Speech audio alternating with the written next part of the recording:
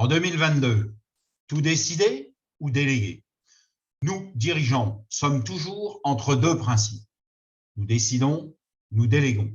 Si nous décidons de tout, à quoi bon recruter les meilleurs profils? Nous avons autour de nous un codir de grande qualité.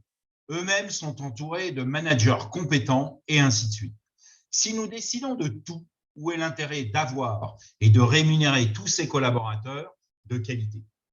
Nous nous devons d'instaurer la délégation à tous les étages pour 2022. Perdrions-nous le contrôle? Déléguer ne veut pas dire abandonner ou se débarrasser. Comment déléguer tout en contrôlant sans être trop pressant? Pour 2022, votre première démarche est de construire votre tableau de bord personnel. Les 3 chiffres qui ont du sens et vous permettent d'en savoir suffisamment sans entrer trop dans le détail. Si vous êtes dans le détail, vous n'êtes plus dans la délégation.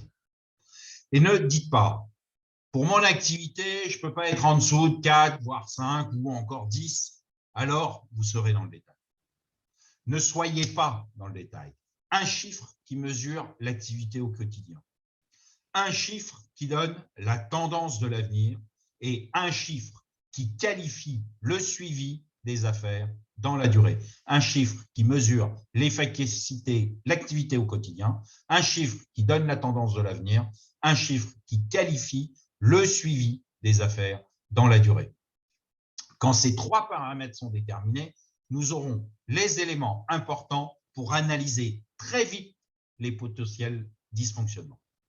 Une fois notre tableau de bord construit, nous devons décliner le même type d'approche pour chacun des membres de notre codir. Ainsi, nous constatons que les 3 chiffres de la finance ne sont pas les mêmes que les 3 chiffres de commerce, de l'industrie ou de la communication.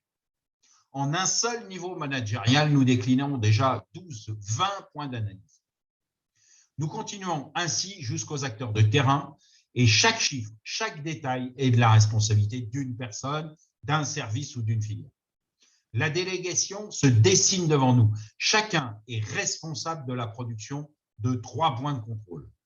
Est-ce suffisant? Si nous nous contentons de cette approche, nous déléguons seulement la mesure de la performance. Nous ne déléguons pas la décision. Pour déléguer la décision, il faut demander la décision et comprendre celle-ci. À la fin de chaque période, jour, semaine, quinzaine, mois, en fonction du niveau hiérarchique et de la confiance envers le collaborateur, faites demander à chacun 2 éléments. L'élément marquant de la période, la décision pour la période à venir. L'élément marquant peut être une réussite, un loupé, une information cruciale qui change le cours de l'année. Sur la durée, le manager aura la capacité d'appréhender le comportement de son collaborateur face aux événements. Certains nous indiquent que les échecs, d'autres que les réussites. Ce qui est important, c'est d'appliquer cette démarche le plus individuellement possible et dans la durée. Chaque manager a alors dans sa main les 3 chiffres cruciaux de chacun de ses collaborateurs et la capacité, l'outil de mesure de la conscience qu'ils ont de leur propre activité. Le point suivant est la réalité concrète de la décision, sa décision. Chaque collaborateur, à son niveau, pour son activité, dans le cadre de sa responsabilité, doit être à même de nous indiquer sa décision pour la période à venir. Sa décision peut aller du « on ne change rien, ça marche » à « je vais retravailler ma méthode, mes pratiques ».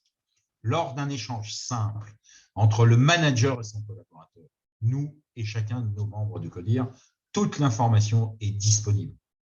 Nous avons les chiffres de l'instant, l'ambiance des chiffres d'hier et l'engagement pour demain. Déléguer, c'est s'informer, contrôler, accompagner.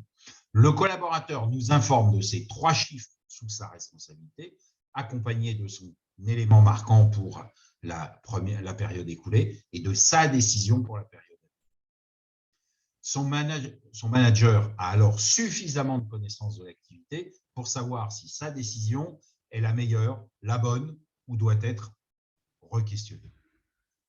Premièrement, à la fin de la première période, la décision mise en œuvre est de la responsabilité du collaborateur.